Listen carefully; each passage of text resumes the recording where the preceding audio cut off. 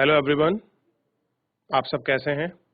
मैं उम्मीद करता हूं कि बहुत अच्छे होंगे और अपनी पढ़ाई को बहुत अच्छे से कर रहे होंगे। मैं Akash Kumar Bhadana ICT virtual classroom में आपका बहुत बहुत स्वागत करता हूं मेरे प्यारे बच्चों। और जैसा आपको पता है 12th क्लास है, चैप्टर नंबर 2 तक हम लोग आपका देख चुके हैं। आज हम चैप्टर नंबर 3 आपका प्रारंभ करने जा रहे हैं और चैप्टर नंबर 3 के अंतर्गत बच्चों आज हम लोग आपका देखेंगे विश्व जनसंख्या कि विश्व में जनसंख्या जो है वो क्यों है, उसके कौन कौन से फैक्टर हैं, उनके कौन कौन से आपके घटक हैं, उन सारे चीज़ों को आज हम लोग अपने इस आपके लेक्चर के माध्यम से उनको जानेंगे, उसको पढ़ेंगे, उसको समझेंगे कि जनसंख्या वितरण कैसे है, जनसंख्या घनत्व कैसे है, आपका वृद्धि कैसे है। इन सब चीज़ों को हम लोग अपने लेक्चर के माध्यम से इनको पढ़ेंगे, समझेंगे और देखेंगे। क्लियर है? मैं उम्मीद करता हूँ कि मेरे प्यारे सभी बच्चे बहुत अच्छे से अपनी क्लास में बैठ चुके होंगे और अपना पुराना रिवीजन आप लोगों ने कर लिया होगा। और अगर आपको पुराने में से कुछ पूछना है, किसी प्रकार को डाउट है, कोई चीज़ आपको समझ नहीं आ रही है, तो कोई भी बच्चा लाइव जुड़कर चैट के माध्यम से आप अपना प्रश्न जो है बच्चों मुझसे आपका पूछ सकते हैं। कोई भी स्कूल का कोई भी बच्चा, अगर आपका कोई डाउट है, कोई आपका कन्फ्यूज़न है, आप ज़रूर पूछिए। नहीं तो हम चलते हैं सीधा अपने डिजिटल बोर्ड की तरफ। देखिए बच्चों, लेक्चर जो है हमारे सामने है और हम लोग इसको आपका देख रहे हैं और इसी के अंतर्गत हम लोगों ने बहुत सारी चीज़ों को हमने जाना है, पढ़ा है और आपका समझा है कि जनसंख्या वितरण क्या है, यह हमको देखना है। देखिए, इस जनसंख्या वितरण के अंतर्गत बहुत सारी ऐसी चीज़ें होती हैं जो हमको पता होना चाहिए कि हमारी जनसंख्या किस कारण बढ़ रही है, कैसे बढ़ रही है, क्यों बढ़ रही है। उन सारे फैक्टरों का, उन सारे चीज़ों का हम लोगों को बहुत अच्छे से वो आपका पता होना चाहिए ताकि हम लोग इनको सब देख सकें, हम इनको आपका जान सकें। क्लियर है बच्चों?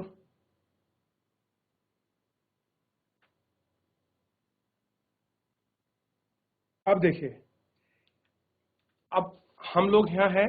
अब सबसे पहले आप इस पे ध्यान दीजिए कि जो मेन जो आपका चैप्टर है इसको देखिए।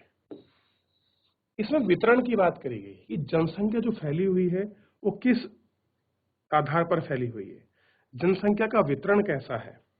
और जनसंख्या के वितरण के साथ साथ हमको देखना है कि जनसंख्या का घनत्व यानी कि सर्वाधिक जनसंख्या कहाँ पाई जा रही है और वृद्धि कहाँ हो रही है। इन सारी चीजों को हम लोगों को अपने इस लेक्चर के अंतर्गत आपका देखना है और सारी चीजों को हम लोगों को एक एक करके इसमें जानना है।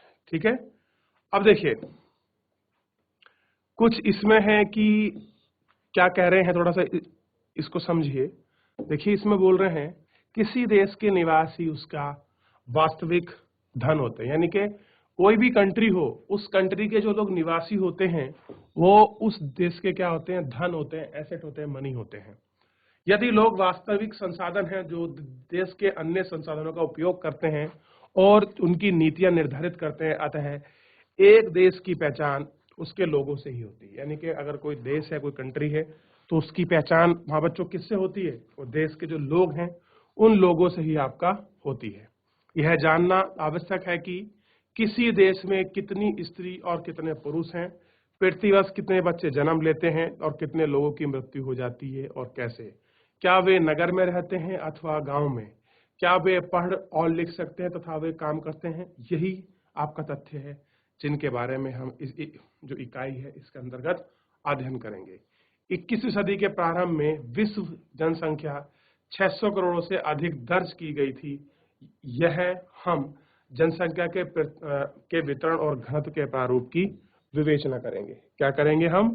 कि जनसंख्या का वितरण और घनत्व, इन सारा जो आपका प्रारूप है, जो उसका स्ट्रक्चर है, उन सब की हम लोग आपका चर्चा करेंगे। विश्व की जनसंख्या असामान्य रूप से वितरित है। एशिया की जनसंख्या के संबंध में जॉर्ज बी क्रेसी की टिप्पणी है कि एशिया में बहुत अधिक स्थानों पर बहुत कम लोग तथा कम स्थानों पर बहुत अधिक लोग रहते हैं। यानी कि एशिया ऐसा महाद्वीप है जहां पर स्थान बहुत अधिक है और लोग आपका कम रह रहे हैं, और एशिया में कुछ ऐसा जगह है जहां स्थान कम है और लोग बहुत ज्यादा रह रहे हैं। विश्व के जनसंख्या वितरण के प्रारूप कि हम विश्व की जनसंख्या का जो वितरण करेंगे, अगर हम उसके आपके प्रारूप की बात करें तो उन प्रारूप को भी हम लोगों को देखना होगा, वो आपको समझना होगा कि उसका क्या प्रारूप है, क्या चीजें हैं। इन सबको हम लोग अगर अच्छे से समझ लेंगे तो हमें किसी प्रकार की कोई दिक्कत आने वाली है नहीं। क्लियर है बच्चों? अब देखिए, बहुत सारी ऐसी आपकी चीजें हैं इसके अंतर्गत जो हमको इस लेक्चर के अंतर्गत वो आपका देखनी है और आपका जाननी है कि क्या चीजें इंपॉर्टेंट है और क्या चीजें इंपॉर्टेंट नहीं है। उन सभी को हम लोग इस लेक्चर के अंतर्गत हम लोग आपका देखने वाले हैं और इनको जानने वाले हैं कि क्या इंपॉर्टेंट है हमारे लिए। तो बच्चों, हम चलते हैं सीधा जो है अपने डिजिटल बोर्ड पर। ये देखिए, ये रहा हमारा डिजिटल। अब हम लोगों को क्या है, इसमें थोड़ा सा कुछ जो महत्वपूर्ण चीजें हैं उनको हमको सीखना है और उनको हमको जानना है कि क्या किस प्रकार से है। देखिए, थोड़ा समझिए इसको। अगर हम अपने चैप्टर में बात करें तो चैप्टर है हमारा, देखिए, विश्व जनसंख्या। विश्व जनसंख्या, इसमें है वितरण, घनत्व और वृद्धि। इन जो आपकी तीन चीज हैं, इन तीनों चीजों को हम लोगों को आपको देखना है और इन तीनों चीजों को लोगों को हमें जानना है। ठीक है, सबसे पहले बात करेंगे हम विश्व के सर्वाधिक 10 ऐसी कंट्रियां, 10 ऐसे देश जिनकी क्या है, सर्वाधिक क्या है, जनसंख्या है। कौन से ऐसे 10 देश है जिनकी जनसंख्या सर्वाधिक है, उनकी हम लोग अपने इस लेक्चर के अंतर्गत आपका बात करेंगे और इनको हम लोग आपका एक एक करके जानेंगे। सबसे पहले देखिए, सबसे पहले आता है चीन। चीन के बाद आता है हमारा अपना देश भारत, और इसके बाद जो आपका तीसरे नंबर पर आता है वो आता है यूएसए, यानी कि संयुक्त राज्य अमेरिका। ऐसे मैं लिख देता हूं, अमेरिका। और फोर्थ नंबर पर आता है आपका इंडोनेशिया।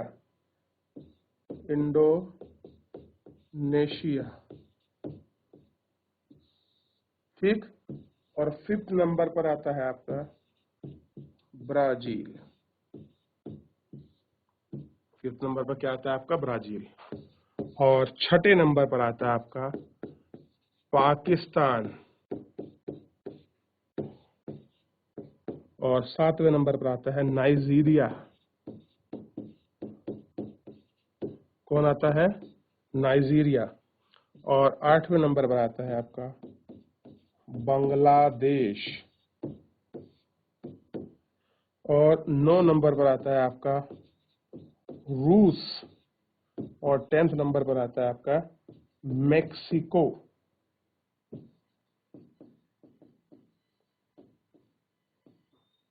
ये क्या है, ये सब लोग इसके अंतर्गत आते हैं। ठीक है, कितने, ये 10 ऐसी कंट्रियां हैं जिनके पास जनसंख्या सर्वाधिक रूप में बसी हुई है। क्लियर है, इसको देखना है और ये हमने देखा। और बच्चों, आपको ध्यान देना है कि अब हम लोग इस टॉपिक के अंतर्गत जो मेनली बात कर रहे हैं वो तीन चीजों पर ही हमारी बात है। सबसे पहला है वितरण, दूसरा क्या है बच्चों, घनत्व, और आपका तीसरा क्या है, वृद्धि। यानी कि ए में वितरण है, बी घनत्व है और सी क्या है, आपका वृद्धि है। और इन सारी चीजों का मतलब किससे है, जनसंख्या।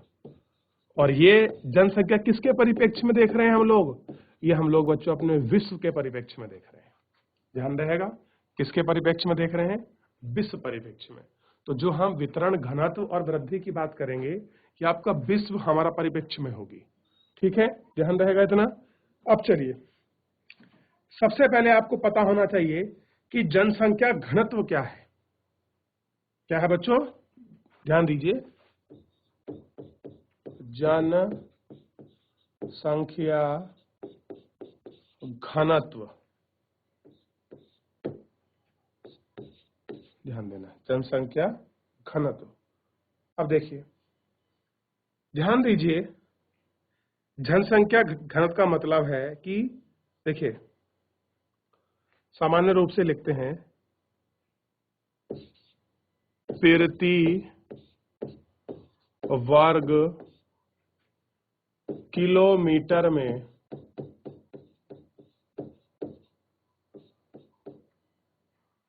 प्रति वर्ग किलोमीटर में रहने वाले व्यक्तियों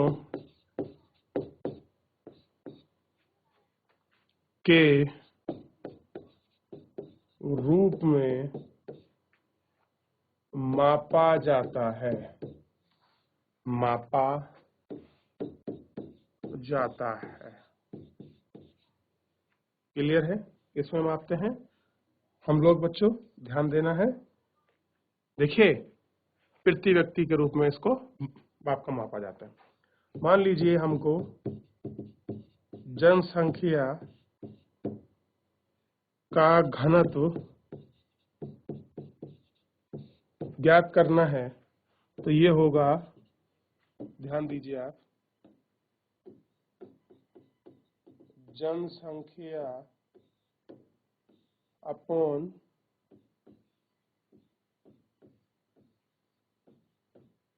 क्षेत्रफल।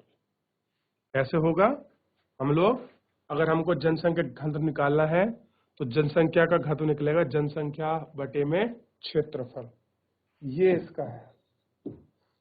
हम इसको एक एग्जाम्पल के माध्यम से समझते हैं कि अगर हम लोग कोई आपका एग्जाम्पल लें, उदाहरण लेके हमने समझा। मान लीजिए कोई आपका प्रदेश है, कोई आपका प्रदेश है, और जो वो प्रदेश है, उस प्रदेश का जो क्षेत्रफल है, वो क्षेत्रफल कितना है आपका? 100 वर्ग किमी, यानी के किलोमीटर, ऐसा समझिए। ठीक है? और जनसंख्या देखिए, और जो उसकी जनसंख्या है वो कितनी है?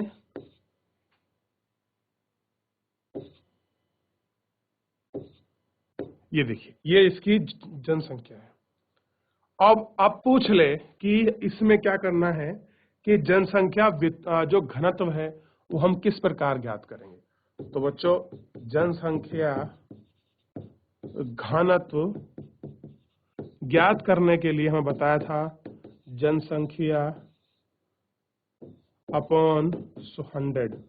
हम इसको काट लेंगे, डिवाइड कर लेंगे, और आएगा 1500 प्रति मतलब व्यक्ति वर्ग किमी। क्या आएगा? वर्ग।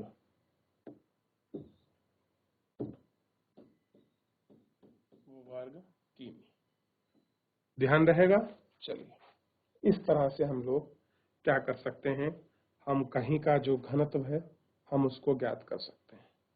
अब देखिए, मैं आपको लिखाता हूं कि जो जनसंख्या घनत्व है वो किन क्षेत्रों में आधार है, उसी हिसाब से हम लोग लिखेंगे कि कहाँ कितना जनसंख्या घनत्व है। ठीक है? चलिए, ताकि हम लोग इसको और अच्छे से आपका समझ सकें। ऐसे लिख लेते हैं, ये हो गया क्षेत्र, और ये हो गया घनत्व, और घनत्व तो आपको पता ही है किसमें निकलता है, प्रति व्यक्ति प्रति किमी। इसके आधार पर हम लोग ज्ञात कर लेंगे। फिर है विश्व में भाग, और वो भी प्रतिशत में।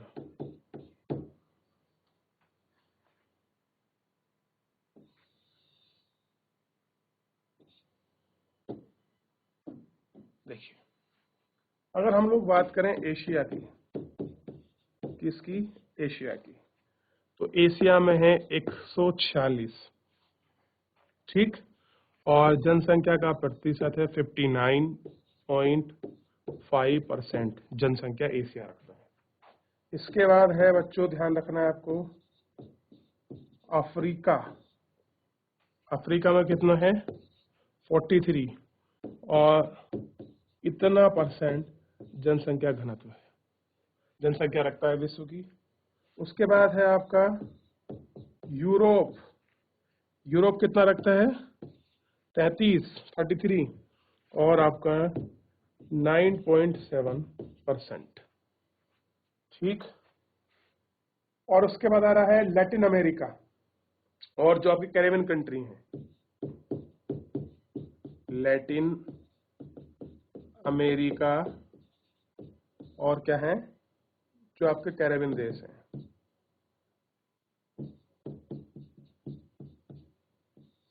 जो आपकी कैरेबियन कंट्री हैं उनको देखना है।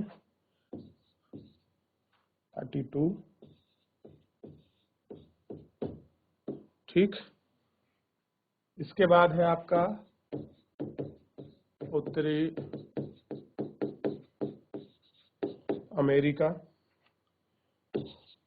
20, और इसमें है 4.8%। और ये है ओशिनिया, ऑस्ट्रेलिया और न्यूजीलैंड वाला जो पार्ट है, इसमें है 5, और यहाँ विश्व की जनसंख्या है 0.5%। ये इतना आपको पता होना चाहिए बच्चों, क्लियर है? ये इतना साफ साफ इस पर ध्यान दीजिए, क्योंकि ये प्रश्न बच्चों जो हैं आपकी परीक्षाओं में सीधे बन सकते हैं, इसलिए मैं आपको बता रहा हूँ कि आपकी परीक्षा में कहाँ से प्रश्न बनेगा, क्या चीजें हैं, ठीक। इनको आपको देखना है।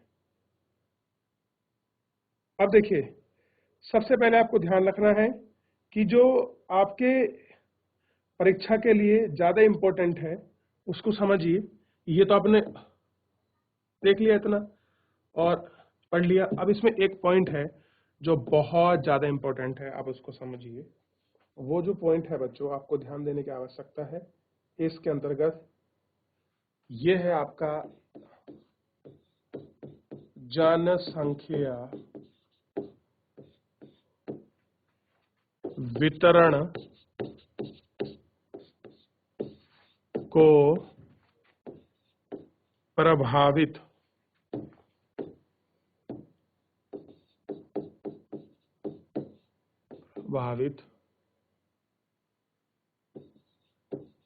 करने वाले कारक।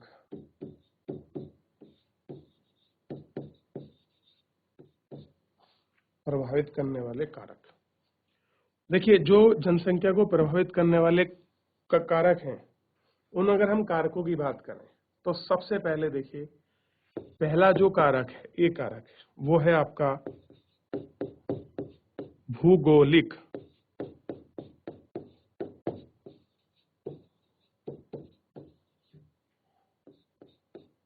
भूगोलिक कारक, ठीक। दूसरा कारक है इसमें बच्चों ध्यान देना है, आर्थिक कारक। और इसमें जो थर्ड कारक है, इसमें थर्ड जो कारक है वो सामाजिक और सांस्कृतिक। क्या है आपका? सामाजिक व सांस्कृतिक,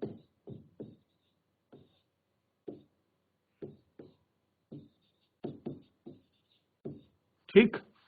ये आपको ध्यान देना है। सामाजिक एवं सांस्कृतिक जो कारक है ये इसके इम्पैक्ट करते हैं। अब देखिए, थोड़ा सा बात करें और हम लोग इसी के अंतर्गत, तो आपका अगर इसकी मैं आपको बता दूं कि अगर हम लोग पहला कारक अगर हम देखें, जो हम लोग देख रहे थे भौगोलिक, जो आपका भौगोलिक कारक है,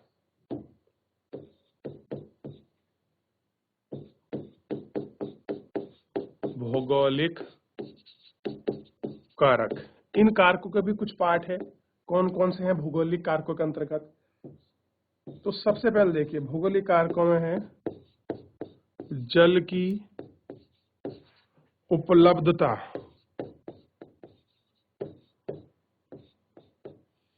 और बी देखिए भू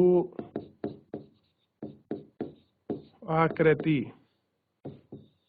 सी देखिए जलवायु, और इसी में फिर देखिए जो डी है वो है आपकी मृदाएं, मिट्टी। इनको समझने की कोशिश कीजिए कि भौगोलिक कारकों में जलवायु, जल की उपलब्धता, भू आकृति, जलवायु एवं वो आपकी मृदाएं कैसे भौगोलिक कारक को इम्पैक्ट करती हैं, कि क्या इसका रीजन है, इसको समझिए। देखिए आप देखिए सबसे पहले भौगोलिक कारक में थोड़ा सा आप देखिए, जहां पर आपकी जल की उपलब्धता अच्छी है वहां पर जनसंख्या होगी कि नहीं होगी। अब देखिए आप अगर जनसंख्या को देखेंगे बच्चों तो आपको समझ आएगा, जो आपका मैदानी क्षेत्र है जिसकी हम बात कर रहे थे, कि जो आपका मैदानी क्षेत्र है उस मैदानी क्षेत्र में जनसंख्या क्यों पाई जाती है अधिक, क्योंकि जहां जल की उपलब्धता है। अब मुझे बताइए सारा मरुस्थल में क्यों नहीं मिलती जनसंख्या, क्यों नहीं मिलती, क्योंकि वहां की जल उपलब्धता नहीं है, वहां की जलवायु जो है वो आपके व्यक्ति के लिए, आपके रहने के लिए आपको फेवरेबल नहीं है, उसकी भू आकृति, आपका स्ट्रक्चर ऐसा नहीं है। अब मुझे बताइए कोई व्यक्ति आपका बर्फ में रह सकता है, तो जहां बिल्कुल शीत हवा चलती हो पूरे वर्ष भर, तो वहां कोई आदमी रह सकता है, नहीं रह सकता। तो जहां पर जल की उपलब्धता अधिक है, जहां जल पर्याप्त मात्रा में मिलता है, इसीलिए जो हमारी जनसंख्या है वो वहां पर पाई जाती है। और ये आज से नहीं, ये आपका प्राचीनतम है। सिंधु घाटी सभ्यता को देखोगे वो हमेशा किसी न किसी नदी के किनारे आपकी पली फूली है, चाहे कोई भी सभ्यता रही हो, ठीक है। और क्योंकि जल आदमी का प्राथमिक उपभोग करने में से एक है, कि आदमी के लिए एक टाइम खाना ना मिले, 2 दिन खाना मिले, कोई दिक्कत नहीं है, लेकिन अगर आदमी को जल ना मिले तो आदमी की मृत्यु सबसे पहले जल और ऑक्सीजन के कारण हो सकती है। तो इसलिए जल की उपलब्धता इन भौगोलिक कारकों में किसी जनसंख्या वितरण को, लोगों के घनत्व पाए जाने की, ये सबसे मेन फैक्टर होता है जल की आपका उपलब्धता। अब देखिए दूसरा है भू आकृति। भू आकृति में कैसा है बच्चों, अगर आपके लिए मैदान है, समतल है, आप वहां रह पा रहे हैं तो आपके लिए अच्छा है। अगर आपको बर्फ, आपको उबड़ खाबड़ कटीले झाड़ जंगल में आपको रहना पड़े तो वहां जनसंख्या आपकी नहीं होती, वहां लोग बहुत कम सरवाइव करते हैं। वहां क्या होता है, वहां ऐसे में जो जनसंख्या है वो आपका निवास नहीं करती, ठीक। क्योंकि आदमी को रहने के लिए भू आकृति का अच्छा होना बहुत जरूरी है, जहां लोग वो आपके बस सकें, जहां पर आपका ट्रांसपोर्टेशन अच्छा हो, लोग आ जा सकें, आपके लिए सब चीजें बढ़िया हो। और यही कारण है कि जो गंगा का मैदान है, उस गंगा के मैदान में विश्व की सर्वाधिक जनसंख्या क्षेत्रों में से एक है। क्लियर है, क्योंकि आप देखिए गंगा वाला जो क्षेत्र है, रीजन है, आप उसको देखिए, जहां से गंगा निकलती है, जहां तक जाती है वहां जनसंख्या जनसंख्या है। क्यों, क्योंकि जल की उपलब्धता अच्छी है, भू आकृति बढ़िया है, जलवायु क्लाइमेट बड़ा अच्छा देती है, वहां की मिट्टी उपजाऊ है। तो जहां उत्पादकता, खाने के लिए, रहने के लिए हर सुविधा उपलब्ध है, तो वहां जनसंख्या का होना लाजमी है, वहां जनसंख्या का होना क्या है, लाजमी है। अब देखिए बात करेंगे आप लोग जलवायु के।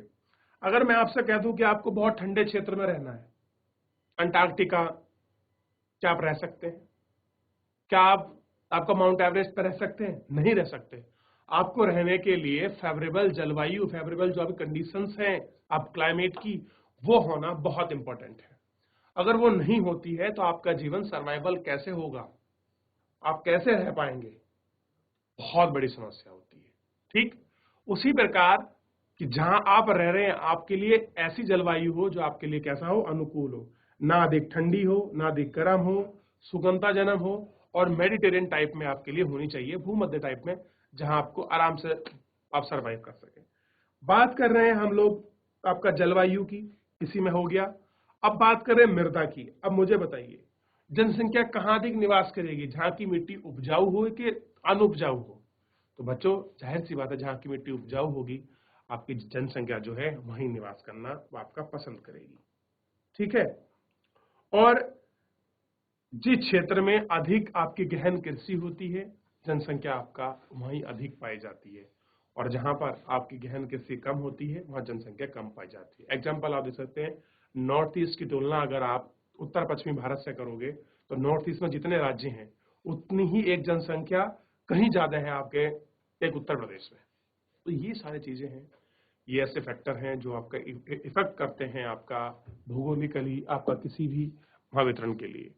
क्योंकि जनसंख्या को वितरण यानी कि जनसंख्या को बांटने में 3 फैक्टर सबसे इंपॉर्टेंट मैंने बताए हैं आपको, भौगोलिक, आर्थिक और आपका सामाजिक। ये 3 कारक सबसे इंपॉर्टेंट है, ठीक है, ये आपको ध्यान रखना है। तो बच्चों, आज के लेक्चर के अंतर्गत हम लोग केवल हम लोगों ने जनसंख्या जो घनत्व है उसको देखा कि हम लोग जनसंख्या घनत्व निकाल कैसे सकते हैं किसी क्षेत्र का, आप किसी देश का, किसी महाद्वीप, किसी राज्य, किसी जिले का, यानी कि total population upon total area से हम लोग उसको डिवाइड कर देंगे और डिवाइड करने के बाद हम लोगों को टोटल आपकी पॉपुलेशन जो है वो हम लोगों को मिल जाएगी, वो हम लोगों को ज्ञात हो जाएगी। और हम बात करें विश्व वितरण की, कि जनसंख्या कैसे विश्व में फैली हुई है, कैसे आपका बांटी हुई है, उस वितरण के लिए कौन कौन से फैक्टर मेन इंपॉर्टेंट है कि जहां जनसंख्या अधिक मिलती है। उसके लिए हमने 3 फैक्टरों का जिक्र किया था, भौगोलिक कारक, आर्थिक कारक, सामाजिक और सांस्कृतिक कारक। भौगोलिक कारक की हम लोग आपका चर्चा कर रहे थे, कल हम लोग आर्थिक और आपका सांस्कृतिक करेंगे, हम इनको लिखा भी दूंगा, मैं आपको बता भी दूंगा। तो बच्चों, आज के लिए इतना ही, मिलते हैं नेक्स्ट लेक्चर में। तब तक के लिए अपना ध्यान रखिए, स्वस्थ रहिए और अपनी पढ़ाई को बहुत अच्छे से करते रहिए। किसी प्रकार का कोई आपका डाउट है, कोई चीज समझ नहीं आ रही है, तो लाइव जुड़कर चैट के माध्यम से आप अपना प्रश्न, आप अपना कमेंट हमसे पूछ सकते हैं, कोई भी स्कूल का कोई भी बच्चा। चलिए, आज के लिए इतना ही, मिलते हैं नेक्स्ट लेक्चर में।